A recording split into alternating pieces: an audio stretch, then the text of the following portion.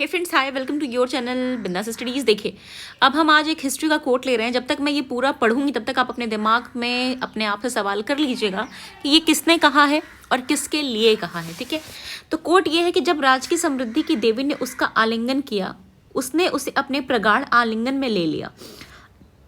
अपनी भुजाओं पर उपस्थित सम्राट के चिन्हों के कारण अनिच्छा के बावजूद उसको राजगद्दी पर आरूढ़ होना पड़ा। उसने अपरिग्रह का व्रत लिया था। उसके लिए राजसुख धारदार तलवार को पकड़ने जैसा था। राजधर्म का निर्वाह करते हुए राजकीय मार्ग पर डगमगाने का निरंतर भय था। उसने सत्य की दृष्टि से अवलंबन किया। जहां अधिकांश शासक पद च्युत हो जाते हैं, उसने उसके द्वारा रचित होने का अभयदान प्राप्त कर उसके चरणों में इस प्रकार गिर पड़ता है मानो वह दशों दिक्पालों का मूर्त रूप हो। तो ये किसने कहा है और किसके लिए कहा है? तो ये जो कोट है ये हर्षवर्धन के लिए है। और कहा किसने है? इसे बाणभट्ट ने कहा है।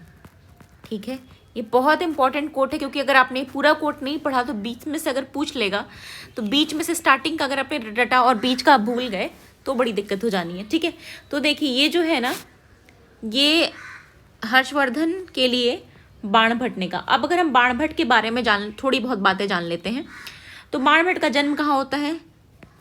कान्यकुब्ज क्षेत्र में। ठीक है, क्षेत्र कान्यकुब्ज है, प्रीतिकुट, ठीक है, नामक गांव में। ठीक है, क्षेत्र है कान्यकुब्ज और जगह है प्रीतिकुट गांव। ये भी बहुत इंपॉर्टेंट है। किसके घर? एक ब्राह्मण के घर। ठीक है, ये बाणभट्ट कास्ट से ब्राह्मण थे। ठीक है, इनकी माँ का क्या नाम था? इनकी माँ का नाम था राजदेवी। ठीक है, ये बहुत इंपॉर्टेंट है।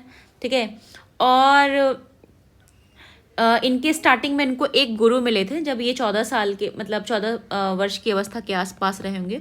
उनका नाम था भरचू। ठीक है, तो किसके गुरु हैं? ये बाणभट्ट के हैं। ठीक है, तो ये सब चीज़ें दिमाग में रखिए क्योंकि बहुत इंपॉर्टेंट है। और आपको पता है इन्होंने हर्षचरित लिखी, कादम्बरी लिखी, ये इनकी लिखी हुई कहानी, मतलब किताबें हैं। और जो बाणभट्ट की आपकी है ना, बाणभट्ट की जो आपकी हर्षचरित है, ये इसकी कालजयी रचना मानी जाती है। ठीक है, तो ये किसके दरबार में थे? तो आपको पता ही है ये दरबार में किसके थे? ये हर्षवर्धन के दरबार में थे। ठीक है, और इन्होंने मतलब प्रशस्ति की तरह ही किताब लिखी है, तो ये ध्यान रखिएगा। फिर मिलते हैं नए कोट के साथ।